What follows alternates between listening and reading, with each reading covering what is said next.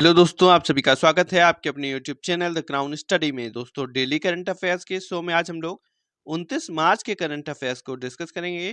तो चलिए शुरू करते हैं अपने पहले क्वेश्चन से।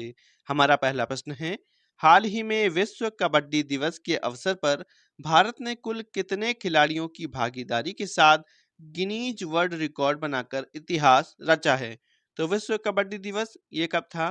तो ये था 24 मार्च को और 24 मार्च को विश्व कबड्डी दिवस के अवसर पर भारत ने कुल 128 खिलाड़ियों के साथ 128 खिलाड़ियों की भागीदारी के साथ गिनीज वर्ल्ड रिकॉर्ड बनाया है। वैश्विक स्तर पर कबड्डी को बढ़ावा देने के लिए यह यहाँ पर एक समझौता ज्ञापन भी हस्ताक्षर हुआ। आयोजक कौन था इसका? तो holistic international overseas sports association और हरियाणा सरकार, ये दोनों ही मिलकर इसका आयोजन कर रही थी। अगर बात करें चीफ गेस्ट कौन था इसमें, तो चीफ गेस्ट थे हरियाणा के राज्यपाल बंडारू दत्तात्रेय। अगला प्रश्न है, हाल ही में म्यांमार के अगले राजदूत कौन नियुक्त हुए हैं? तो म्यांमार के अगले राजदूत ये नियुक्त हुए हैं अभय ठाकुर। अभय ठाकुर ये आईएफएस हैं 1992 बैच के। आईएफएस हैं 1992 बैच के और ये म्यांमार के अगले राजदूत नियुक्त हुए हैं। वहीं विनय कुमार ये रूस के अगले राजदूत नियुक्त हुए हैं। अगला प्रश्न है, हाल ही में चुनाव आयोग ने चुनाव प्रक्रिया की निगरानी के लिए कौन सा ऐप लॉन्च किया है? तो चुनाव आयोग ने चुनाव प्रक्रिया की निगरानी के लिए सी विजिल ऐप लॉन्च किया है। इससे पहले चुनाव आयोग ने सक्षम ऐप और नो योर कैंडिडेट ऐप को भी लॉन्च किया था।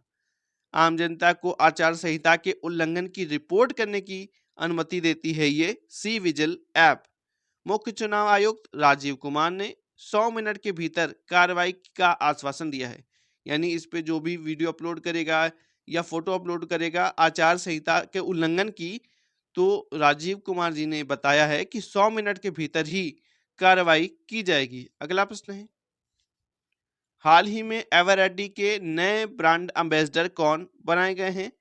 तो एवरेडी के नए ब्रांड एम्बेसडर ये बन गए हैं Neeraj Chopra ji. Neeraj Chopra ji, Eveready industries India ने अपने नए ब्रांड एम्बेसडर स्वर्ण पदक विजेता, ओलंपिक स्वर्ण पदक विजेता नीरज चोपड़ा जी को बनाया है। नीरज चोपड़ा जी ने टोक्यो ओलंपिक जो कि 2021 में हुआ था, इसमें भाला फेंक में दोस्तों गोल्ड मेडल पाया था। स्पीड पेट्रोल के भी ये ब्रांड एम्बेसडर हैं नीरज चोपड़ा। ब्रांड है स्पीड पेट्रोल।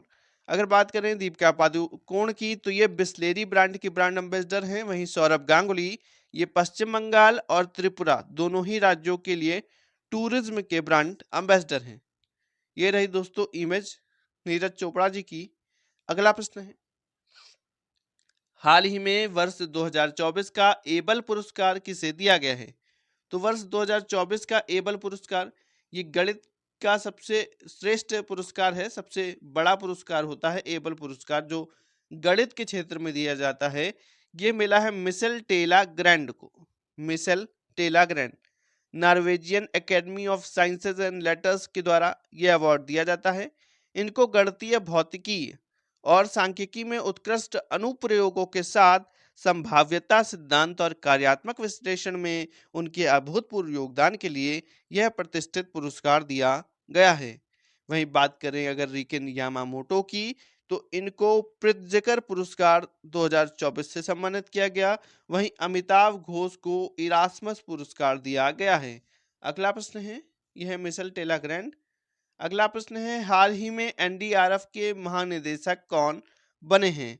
तो एनडीआरएफ यानी नेशनल डिजास्टर रिस्पांस फोर्स, राष्ट्रीय आपदा प्रतिक्रिया बल, इसके महानिदेशक बन गए हैं पीयूष आनंद। इससे पहले कौन थे? तो पीयूष आनंद से पहले थे अतुल करवाल। पीयूष आनंद ये यूपी कैडर के आईपीएस हैं। यूपी कैडर के आईपीएस हैं 1991 बैच की। अगर बात करें एनडीआरएफ की, तो इसकी स्थापना आपदा प्रबंधन अधिनियम 2005 के तहत हुई थी। आपदा प्रबंधन अधिनियम 2005 के तहत स्थापना हुई थी 2006 में। 2006 में उद्देश्य क्या है इसका?